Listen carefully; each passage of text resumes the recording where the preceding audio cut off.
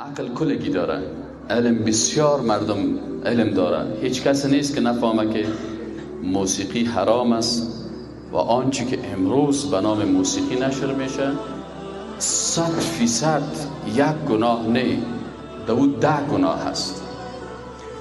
شعرش در اشعارش کفر است و شرک است و فسق و فجور است. شعرش حرام است. کسی که میخوانه این خوانندهش یک فاسق خطرناک است. از شعری از او، از صوت از او، از قواری از او انسانهای شهوتران لذت میبرند و این خودش گناه است. سوم گناهی که دایی است وسایل موسیقی هست که بغیر از دایره او هم که زنگ نداشته باشه برای دخترکا در زمان رسول الله اجازه داده شده. حتی برای مردا اجازه نیست برادر که دایره بزنه. شخصیت یک مسلمان تقاضا نمیکنه که دایره را در دست خود بگیره دایره بزنه. هیچ صحابی مبارک دایره نزده. تنها در احادیث جواری گفته شده و جواری جمع جاریه هست و جاریه دخترکای 8 ساله و 10 ساله، نه که زنای کلان کلان در پشت دروازه استار شوند که گل بردیم، برگ گل بردیم، از خانه با بیارز شیمه دل بردیم، باز مردمای فاسق او را فیلم برداری ببرن. خلاف دین است. گناه دیگه چی است که امروز با این موسیقی که فاسقا این الفاظ فسق و فجور و کفر میگن. کفرش چی هست؟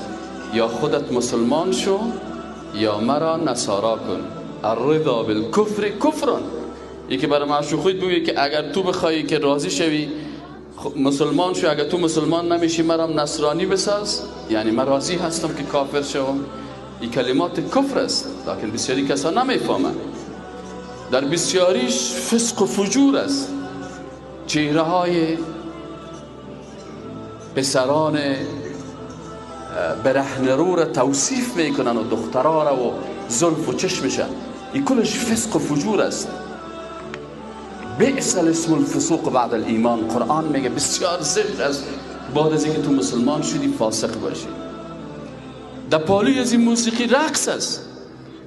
اگر 20 سال پیش یک خواننده میخوان ما میگفتیم خب اون خواننده هست، علما میگفتن که ساز است و حرام است. امروز در پالوی هر خواننده چند تا رقاصه هست و این گناه بسیار بزرگ. چی که هر کسی که این قسم موسیقی را میشنوه در روز قیامت این را میبینه و در خانه خود نشر میکنه و اولاداش این قسم خواندنا را با این دخترای رقاصه و این در محفل آرزو خود میره.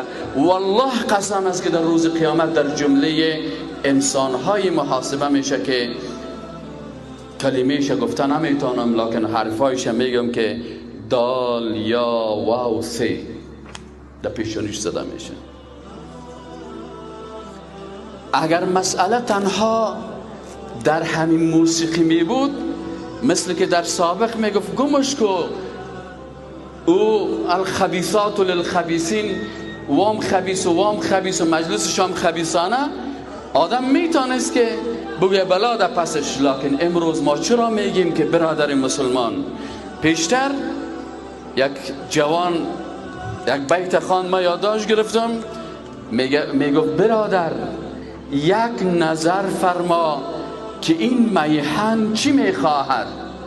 یک کمک فکر کو که این وطن چی میخواهد، ز فکر تو چی میجوید، ز طبع من چی میخواهد. در این کشور به فردای من و تو جان نمیبینم. نگاه کن عزیز من ز ما دشمن چی میخواهد. امروز اگر ساز است، امروز اگر موسیقی هست، این تنها کار 4 فاسق و فاجر نیست. این کار است که دشمنای اسلام میلیاردها دلار مصرف میکنه که تا جوان مسلمان وقت نداشته باشه که دین قرآن بخوانه، تفسیر قرآن بخوانه. این پروژه بزرگ دشمنای اسلام است که دشمنای اسلام توسط از این پروژه خود چی میکنن؟ یا کلشان میگن که برادر جوان مسلمان وقت نته که ای درباره قرآن فکر بکنن، وقت نته ای ریش سفیده که قرآن بشنوه. بر از این جوان و بر ریش سفیدش 24 ساعت در خانه، در موتر، در هتل، در مجلس، کلشان مجالس فسق بساز تا ای که ای کاملا فکرش فکر گمراهی و فاسقانه باشه، تا نتانه که ای بفهمه که وطن از چی میخواه، تا نفهمه که آینده از چی میخواه، تا نفهمه که ای که مسئولیت ما درباره وطن ما چی است، درباره مردم ما چی است. به این خاطر یک انسان لاابالی پیدا شود که از این هیچ چیز جور نشه. از این خاطر اگر در این قسمت انسان بی‌تفاوتی میکنه، در مجالس خود ای رقص و فساد میاره، در حقیقت کمر استعمار امی انسان بسته کرده و استعمار این تایید کرده، به خاطر از که برنامه‌ای را که استعمار و دشمنای اسلام میخواهند این به امرای از اونا موافقه دارم و امو چیزی را که اونا میخواهند در آسیای از او آب میپرتن. از این خاطری بسیار مهم است. این فقط سخنای مرا انسانهایی که صاحب فکر هستند، تحصیل کرده هستند، صاحب اندیشه هستند، به این وطن دلسوز هستند، به این ملت دلسوز هستند، به خاطر استقلال این وطن فکر میکنه، او گپای ما را خوب میفهمه.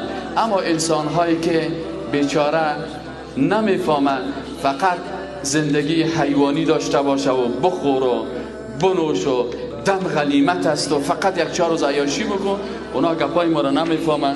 و ای که نمیفهمه، یک شاعر چی میگه؟ میگه با خدا زدگان ستیزه مکن که خدا زدگان را خدا زده است.